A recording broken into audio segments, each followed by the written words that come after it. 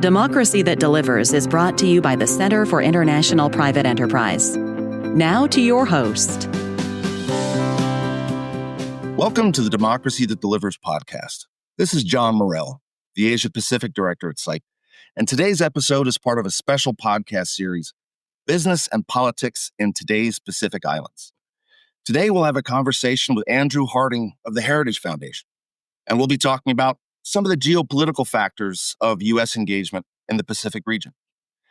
Andrew is the Senior Associate for National Security Coalitions at Heritage, and he's the author of The Pacific Pivot, an American Strategy for the Pacific Islands, which is Heritage's first ever publication outlining a long-term strategy for American leadership in the Pacific.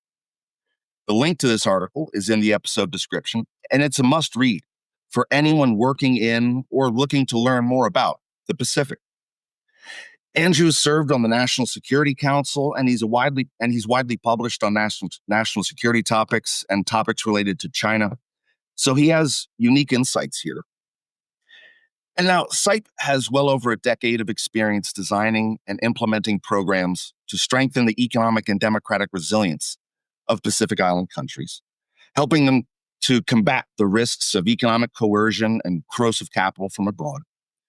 That's how I came across Andrew's work. His Pacific Pivot article doesn't just lay out what the U.S. strategy in the Pacific should consist of.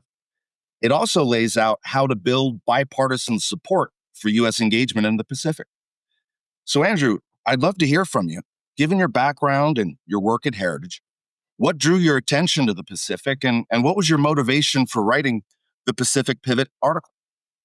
Well, first of all, thanks for having me on the podcast, John. This is such an important series, and I think it's really great to see more content coming out about this important region of the world, the Pacific Islands. They're becoming far more important, and when we're talking about re-engagement in the region, it's an emerging issue that's only going to continue. It's only going to become more important over time. So I really appreciate you running this series.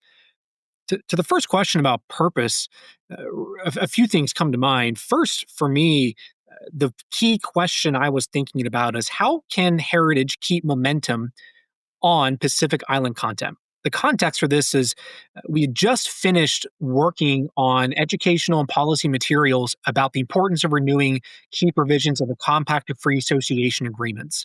These are three agreements the United States has with Palau, the Marshall Islands, and the Federated States of Micronesia that grant exclusive military privileges and access in return in exchange for economic programs and federal privileges and access to federal programs. Every 20 years, these agreements have to be renewed.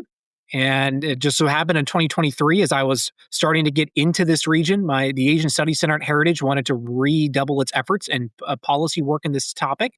It just so happened that the compacts are up for renewal that year. So from there, we worked very diligently to provide the right materials and to see things get over the line.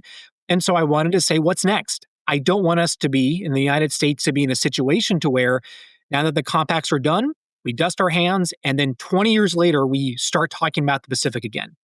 I wanted to think about what can be done to really sustain this re-engagement, sustain this new interest, and make it a more permanent discussion in U.S. Indo-Pacific policy. So that's where the Pacific Pivot paper, that's where the idea really came from, and trying to channel this energy and momentum into a publication that could have a long-lasting implication and really influence a debate and start a debate about, well, what is America's long-term interest in the region? If we're going to re-engage, what are we pursuing? What does good U.S. Pacific engagement look like in the region? What are good outcomes? What do we need to avoid? What are the threats? Where do we have common interests? Do we have common values? Which parties are potentially at risk of hurting the United States and the American people? So I wanted to really work on that momentum, publish this work, create a long-term strategy or focus, a framework for how the U.S. should understand and look at its engagements in the region, and ensure that the Pacific Islands remain relevant for the years ahead, and that we don't just revisit it every few years because something comes up Congress has to address, but something we can really integrate into everyday decision-making and political calculus when we have policymakers and staff thinking about U.S. security interests in the region. Something your paper that you do a fascinating job of in this paper is balancing interests in the region and a cold, hard look at U.S. politics. as I mentioned in the intro, SIPE's worked in the Pacific for a long time. We've had a presence there for over a decade. Folks in the Pacific are nobody's fool. They know what's going on. What they say is that they want options. They don't like being exclusively reliant on anyone, whether it's Australia, United States, China. They want options. And a fascinating argument that you make, Andrew, is how to have bipartisan support in the United States, reflecting U.S. politics, U.S. interests, and balancing that with what the interests are in the region. Folks in the region, they know what's going on. China's growing presence, why the United States is more interested in the Pacific now. And they want this engagement. They welcome U.S. engagement. Under successive presidential administrations, there's been a move towards more engagement in the region, which was welcome. What folks are a little leery of are the geopolitics of being caught in the middle of two gigantic powers. But your paper does an excellent job of balancing that, again, a cold, hard look at what U.S. politics are, how to sell this sort of engagement in U.S. politics, while also respecting the views, the interests of our friends in the region. Could you speak to that, Andrew? Absolutely. And I appreciate your kind words, John, in highlighting that important element of this paper. Certainly, when thinking about how this paper would come across, I workshopped this paper for multiple months. Various internal, external reviewers wanting to make sure that the arguments were tested, that I could also then understand what the different perspectives are when it comes to U.S. engagement in the region. And that certainly was I think, the most consistent critique, perhaps, or at least counter responses, an overemphasis, in their opinion, on, say, competition in U.S.-China, the bluntness of U.S.-China competition guiding this strategy could ultimately harm its effectiveness for the reasons you say, if not of Pacific Island countries not wanting to have geopolitics be the primary defining factor of their relationships with any country, but certainly the United States. And so when I thought about that, I knew, I had to respond to that in the paper. I needed to make sure that that conversation was discussed and that I listened to the fair points and made sure that I presented a counter. And so for me, that answer looks at pragmatism. And as you noted, as you were speaking there, for me, it boils down to the domestic politics of the United States, to where, and as you mentioned, it's no secret. That's something this paper also talks about. China's engagement in the Pacific has been the primary instigator for U.S. re-engagement in the region. But that also includes, to certain degrees, of Australia, New Zealand, and other countries as well, a wake-up moment. I think in particular to the Solomon Islands deal that became public and leaked a few years ago. That, to me, was the moment of, oh no, we need to really refocus and re-engage. So when I try to evaluate the realities of this, my argument is, as you mentioned, to keep a bipartisan interest, a long-term bipartisan interest in the Pacific, at least for now, it has to focus on competition. That's rooted in American interests, thinking about what makes Americans safer, stronger, more prosperous. It's framing that Secretary of State Rubio uses, some of the language he understands U.S. foreign policy and the role of the State Department. I kind of thought about that before it was worded in that language. I think he does a great job at that. But that type of thinking is, well, what's going to sustain American interest there, and competition is. When, for example, and as the paper cites, when it came to the compact renewals, and it's why to me this was a big motivating factor to write this paper. A bipartisan group of senators, I believe 26, just over a quarter of the Senate, a bipartisan basis, wrote a letter indicating that they wanted to see the compacts renewed because they allow the United States to maintain strategic control over a large portion of the Pacific. That, to me, says that's the type of language that's going to sell the American people and American policymakers to really want to be involved in the Pacific Islands. The alternative, and say this is under the previous administration, which, like you noted, and as my paper notes, they absolutely were doing a good thing of getting the U.S. re-engaged into the region. That's a good thing that needed to be done. I took a critique, however, with the emphasis on climate change. That was guiding most of the documents at the time, the Pacific Partnership Strategy, some other initiatives there. While in good faith, I believe that approach is not going to meet American interests in the degree that it ought to.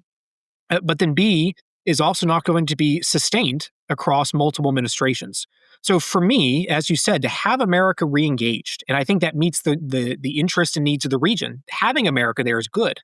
But the way to do that from consistent administrations, whether it's Republican, Democrat, anything around between, is to really focus on the competition front. That politically for the United States is going to get you interest. It's going to get the policymakers to buy in. If you focus more, say, on a climate angle, independent of how different members of Congress may feel or if they agree with threats or not, you're not going to get the full Congress to buy in. And ultimately, say in a conservative aligned government, it's effectively dead on arrival if that is going to be your main message from the Pacific coming into the United States to get the U.S. involved. The last thing I'll note here, and as you said, to where, okay, well, we can't just come in from a U.S. perspective and say China, China, China. That won't work. It's just how the U.S. wants to advance or pursue its interests. The Pacific Islands, absolutely, like any other country, have their own interests as well. And that includes elements of, say, countering climate change and the effects of it, or wanting to see progress made in the area that is suitable to them. Looking at economic development, the integration of those two concepts. And so the point that I also made clear in the paper is then kind of pivoting to a U.S. audience is saying, look, you can talk about China. Let's be honest. Everyone knows why the U.S. is here. Let's be honest about it. We don't have to hide from that. But let's also not let that dominate the conversation. Let's also be receptive to say climate change is a security threat from the Pacific's perspective. But see how we can work together on an infrastructure that that tackles those shared interests. Are there different policies and programs that can bring us together on that? So that to me is part of that debate that I try to walk that line on. And I think very understandably, there's a variety of perspectives. And how much these issues are intertwined, because folks who are motivated by climate change issues versus those who may be motivated by national security issues. One overarching issue that links these two is physical infrastructure financing. These are, building large-scale infrastructure is inherently expensive. There's no cheap way to build an airport or a seaport. But with the BRI, the Belt and Road Initiative out of China, one of the many hallmarks, but it's one of them, is how fast they move, oftentimes because they intentionally skip things like environmental impact assessments. When things are built by the World Bank or the Asia Development Bank, they ask all these annoying questions about environmental impact and human rights violations and anti-corruption.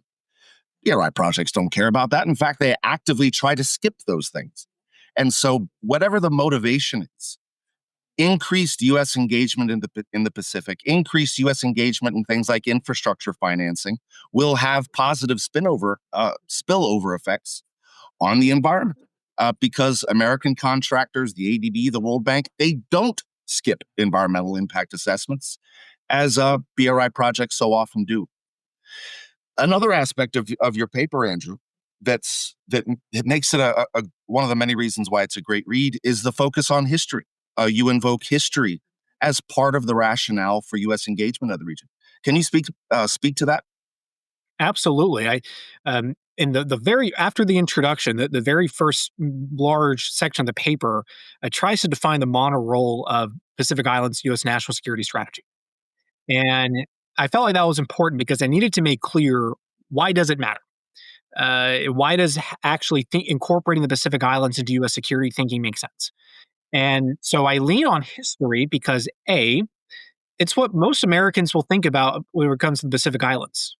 They think about the island hopping campaign, World War II. Guadalcanal, yeah, Marshall. Absolutely. Those are the types of things that most Americans and those that maybe aren't read in on some of the nuances of the U.S. Pacific policy will think about.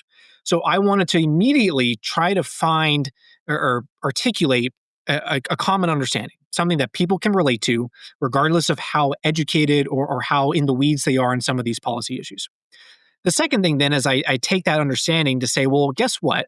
When we fought Imperial Japan in World War II, those same types of conversations, the same types of thinking that Japan had at the time for what they were doing in the Pacific and the different battles that occurred, the different targets they had, the argument I try to take, or I argue, is to say 80 years later, we are in a very similar boat. That this competition remains over territory, it remains over access, it remains not only for a country, say the United States, to access territory and waters, but also to deny, say, China access. And it's very much pulling from what happened in World War II. Of course, there's many hundreds of years of Pacific history and thousands that are relevant, but that's where this paper really wanted to center on and thinking about we've seen this playbook before, that Americans can relate to this. And if you're trying to think, why should I, as an American citizen, care about the Pacific Islands? A, refer back to your high school U.S. history course on World War II and think, well, everything And by you the learned. way, sorry to interrupt. Speaking of exactly that, I misspoke a moment ago when I said Marshall. I meant to say MacArthur. Island Ah, hopping in Guadalcanal, MacArthur, not Marshall. sure. Sorry about Yeah, that. yeah. For No, those who are motivated by history, need to fact check myself. Sorry to interrupt, Andrew. no problem at all. But it's say, taking what you learned there and say 80 years later, we're back. It's the same type of concerns with Chinese advances in the region, what their ultimate ambitions and intentions are, and what the U.S. needs to do in response to coordination with Pacific Island partners and countries alike. So that to me is a key importance of history, but it also then sets the stage for the policy relevance to what it means today to say which areas of geography matter. The importance that, yes, they're small islands, but they play a more important role than I think people realize related to ports, related to airports, seaports, the ability to transfer supplies, the ability to, say, instead of going from Hawaii, say, over to Taiwan, you just look at the geography, say, of Palau and how central it is to say in relation to say Japan, Guam, down Australia, even other say the island of Bougainville and Papua New Guinea, which they're in an active independence process and ongoing deliberations with there. Imagine if Papua New Guinea becomes a new country. What that means just geographically, and the geography of it, and what that airspace and waterways look like. So I mention all this because that history forms the basis for today's policy debates and what we're thinking about not only today, but also what could happen down the road. Those same fundamental things from the past are relevant today that's driving competition, that is driving some of this re-engagement and driving part of what I argue in this paper, what the competition's about between the United States and China. It's ultimately about access to territory and the international commons. That's where that history forms that foundation. Well, now that we've laid out how to sell this message sort of to the U.S. audience, how to make U.S. engagement in the Pacific resonant given U.S. political interests, let's get to the heart of the subject, which is what you believe the U.S. engagement strategy should be. Can you summarize that for us? Not just of how to sell it and how to justify it, but if we assume that's done, the public is supportive of U.S. engagement in the Pacific, what should that engagement look like in your view? Sure. I think U.S. engagement, a few things. I'll rehash from the paper a bit and some of our prior points on the podcast here. First, it needs to understand how does U.S. Pacific policy make Americans safer, stronger, more prosperous. There's the broader national interest in the United States. So the idea is, well, how does regional engagement in the Pacific Islands meet those national interests? So that includes maintaining a free and open Indo-Pacific. It means expanding economic cooperation and different either emerging technologies or supporting current industries that the American people benefit from, but also the region. It means countering Chinese influence, meaning that mitigating China's ability to penetrate elected officials, being able to have, say, some of those Belt and Road Initiative projects that are poorly designed. And while they may look good on paper, the dollar sign may look good on paper, we all know there's a hidden cost for what ultimately can come with those projects you put in place. And it also ensures that we're able to have different people-to-people and cultural exchanges. I think that is a very important element. Certainly, there's I think, a really important emphasis on relationship building that needs to be there. Whether that's U.S. personnel, certainly it's a part of it, but also ensuring that our peoples are able to exchange with one another different stories, education, policies, problems, solutions. That to me forms a part of that. So U.S. engagement should hit those four different buckets, but it's all directed towards the broader national interest of making Americans safer, stronger, more prosperous. The idea being safer, meaning, am I able to wake up and feeling safer from a threat? Because we're able to work with Pacific Island partners, make sure we have strong defense security arrangements and agreements that prevent threats from getting to the homeland. Are we stronger? Or is our collaboration with these Pacific Island countries ensuring that we have a better military? We're able to respond to crises at a faster rate. We're able to mitigate them more quickly. Are we more prosperous? Does it mean that our engagement of the region is putting more money in the pockets of Americans, ensuring that Pacific Islanders are able to help build their own communities? ensuring that we have regional trade that is beneficial to all parties. Those are the types of things that if we can quantitatively measure that or qualitatively measure that, that to me is what successful U.S. engagement looks like. Then, as we discuss, okay, how do we sell it? That's where you get the China angle. It has been a competition with the People's Republic of China over the territories and waters that help make all that possible. The territories that impact U.S. safety, U.S. Strength, and U.S. prosperity. Certainly, and I know in my paper I include over 30 recommendations ranging from domestic activities, but also what U.S. bilateral engagements look like, multilateral engagements look like, but also how U.S. allies and partners play a role as well. So there's a variety of different specifics. But as long as if the policy is advancing safety, strength, and prosperity, I think the Pacific Island policy can be guided by those levels of engagement. Yeah, Andrew, you mentioned just a moment ago the importance of person-to-person exchanges, and you mentioned that also in the article. In SIPE's experience, in my personal experience, few things are more impactful than that. After all, the countries of the Pacific are democracies. They tend to be quite religious. And so the role of churches in the United States, the Adventist church in particular, that is not something that China in any way can capitalize on, but the United States could. These are countries that have a lot in common with the United States, culturally, religiously. And so the person-to-person exchanges, the community-to-community exchanges are potentially the most influential long-term. Which brings me to my next question, Andrew, which is how your article has been received. It's been about a year. And so I'm curious, what has the reception been like? Not only necessarily to the outside audience, but also within Heritage. Heritage is a conservative organization, definitely a point of view. What has the reception been like within Heritage's audience, but also in the broader audience, the policymaking community in Washington, D.C.? What's the reception been like? I think overall the reception has been fairly positive on a few different levels. One, if nothing else, just starting the conversation. As mentioned, this is the first time this type of paper has been made publicly available from a U.S.-based think tank, and that was part of my thinking of writing this was wanting to get this type of conversation happening now, given the re-engagement, more just overall money going into the region. At the very least, it's U.S. interests are being impacted, and so my idea was let's be proactive and start this debate. So at the very least, that was part of the idea there, and that's I think been positively received. I think the substance has also been received fairly well. I think when it comes to just being open and upfront about the role that competition plays in U.S. engagement in the region, but also I think most importantly has been the substance of the recommendations.